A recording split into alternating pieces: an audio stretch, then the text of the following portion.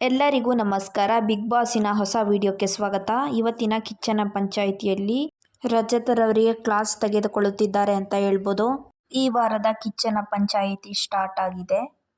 ನಾವು ಈ ವಾರದ ಟಾಸ್ಕಲ್ಲಿ ನೋಡಿರುವ ಹಾಗೆ ರಜತ್ರವರು ಧನರಾಜ್ರವರ ಮೇಲೆ ಅವಹೇಳನ ಶಬ್ದಗಳನ್ನು ಬಳಸಿ ಅವರ ಮೇಲೆ ಹೊಡೆಯಲು ಹೋಗಿದ್ದಾರೆ. ಬೆದರಿಕೆ ಹಾಕುವ ಮಾತುಗಳನ್ನು ಸಹ ಆಡಿದ್ದರು. ಈ ಒಂದು ವಿಚಾರವಾಗಿ ಕಿಚ್ಚ ಸುದೀಪ್ ಸರ್ ಅವರು ರಜತ್ರವರಿಗೆ ಸರಿಯಾದ ಒಂದು ಪಾಠವನ್ನೇ ಹೇಳಿಕೊಡುತ್ತಿದ್ದಾರೆ ಅಂತ ಹೇಳಬಹುದು.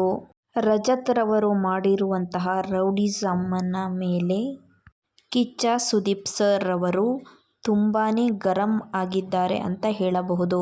ಕಿಚ್ಚನ ಪಂಚಾಯಿತಿಯಲ್ಲಿ ಏನೆಲ್ಲ ಕ್ಲಾಸ್ ತಗೊಂಡ್ರು ಅಂತ ವೀಕ್ಷಕರೇ, ನಿನ್ನೆ ಎಪಿಸೋಡ್ನಲ್ಲಿ ನಾವು ನೋಡಿರುವ ಹಾಗೆ ರಜತ್ರವರು ಧನರಾಜ್ರವರ ಮೇಲೆ ಹೊಡೆಯಲು ಹೋಗಿದ್ದಾರೆ.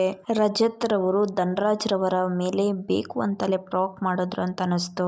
ಬಿಗ್ ಬಾಸ್ ಮನೆಗೆ ಪ್ರವೇಶಿಸುವ ಎಲ್ಲ ಸ್ಪರ್ಧಿಗಳು ಕೂಡ ತಮ್ಮದೇ ಆದ ಒಂದು ಮನಸ್ಥಿತಿಯಲ್ಲಿ ಯಾವ ರೀತಿ ಆಡಬೇಕು ಅಂತ ಬಂದಿರ್ತಾರೆ. ರಜತ್ ರವರ ಮೇಲೆ ವೀಕ್ಷಕರಿಗೆ ಯಾಕೆ ಈ ತರ ಬೇಜಾರ ವ್ಯಕ್ತವಾಗ್ತಿದೆ ಅಂದ್ರೆ, ಅವರು ಬೇರೆಯವರ ಮೇಲೆ ಹೆಚ್ಚು ಅವಹೇಳನ ಶಬ್ದಗಳನ್ನು ಬಳಸ್ತಾರೆ. ಅವರ ಸ್ಟ್ರಾಟಜಿಯನ್ನು ಬಳಸಿಕೊಂಡು ಅವರು ಮಾತನಾಡುವ ಶೈಲಿಯನ್ನು ಬದಲಿಸಿಕೊಂಡರೆ ಚೆನ್ನಾಗಿರುತ್ತೆ. ಮತ್ತು ಆಟ ಎಲ್ಲ ಆಡುವಾಗ ಚೆನ್ನಾಗಿ ಆಟ ಆಡ್ತಾರೆ. ಅವರು ಟಾಸ್ಕ್ ವಿಚಾರ ಬಂದರೆ 100% ಕೊಟ್ಟೇ ಆಟ ಆಡ್ತಾರೆ. ಚೈತ್ರರವರ ಮೇಲೆ ಸಹ ಅವರು ಅವಹೇಳನ ಮಾತುಗಳನ್ನು ಸಹ ಆಡಿದ್ದಾರೆ. ಅವರನ್ನು ನಿಂದಿಸುತ್ತಾರೆ.